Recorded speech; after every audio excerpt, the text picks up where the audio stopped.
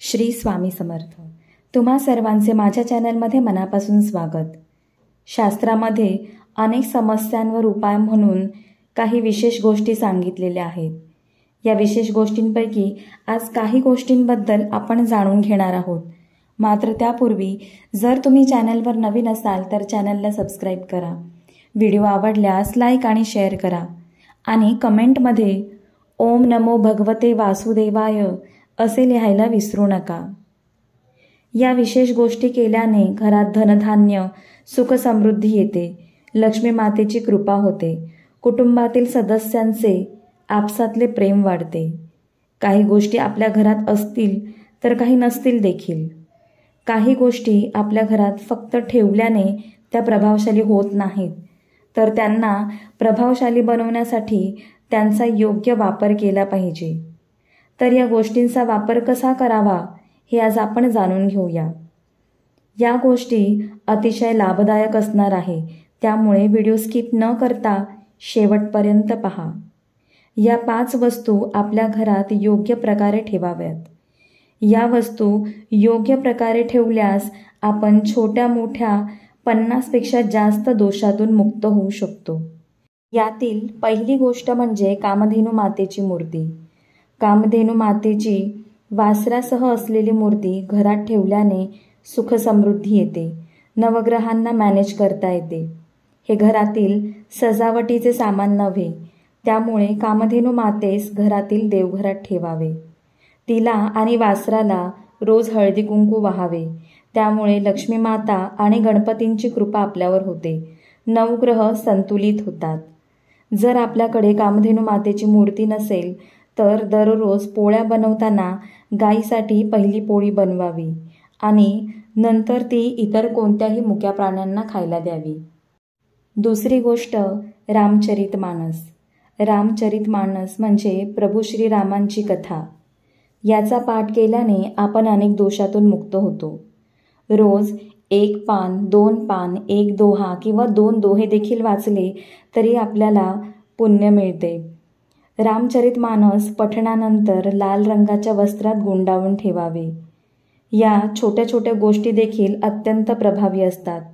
यातून आपल्याला फायदा होणारच अशी अपेक्षा ठेवू नये, करत राहावं.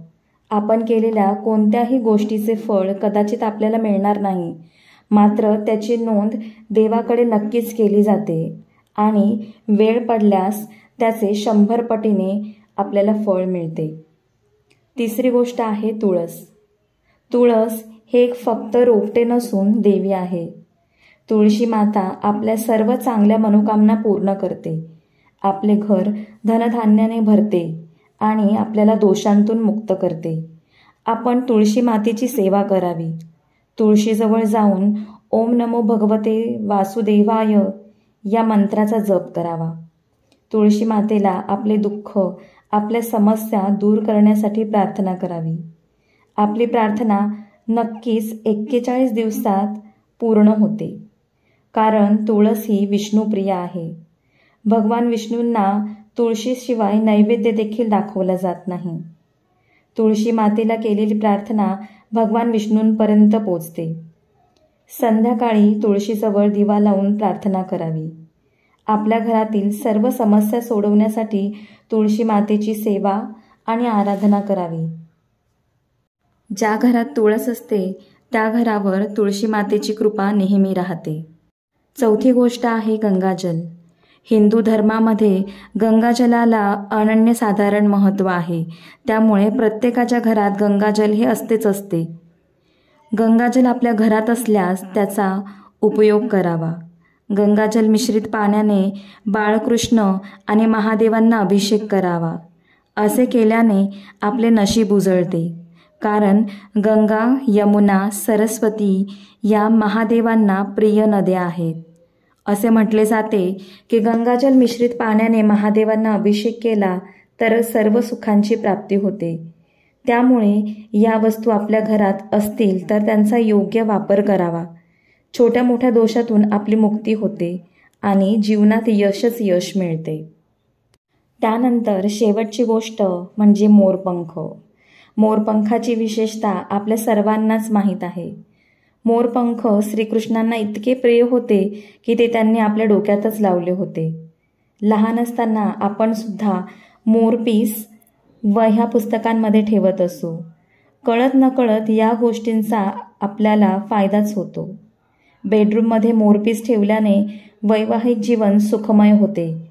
मुलांच्या पुस्तकामध्ये किंवा स्टडी टेबलवर ठेवावे. देवघरात मोरपंख ठेवल्याने मोठमोठ्या वास्तुदोषांपासून आपल्याला मुक्ती मिळते. घराच्या मुख्य दरवाजावर लावल्यास नकारात्मक ऊर्जा दूर सारून घरात सकारात्मक ऊर्जेचा प्रवेश होतो. या गोष्टी तुम्ही करून पहा आणि आपला अनुभव मला नक्की कळवा. झालेली सेवा स्वामींच्या चरणी रुजू करते आणि आजचा व्हिडिओ इथेच थांबवते. पुन्हा भेटूया अशाच एका नवीन व्हिडिओसह. श्री स्वामी समर्थ.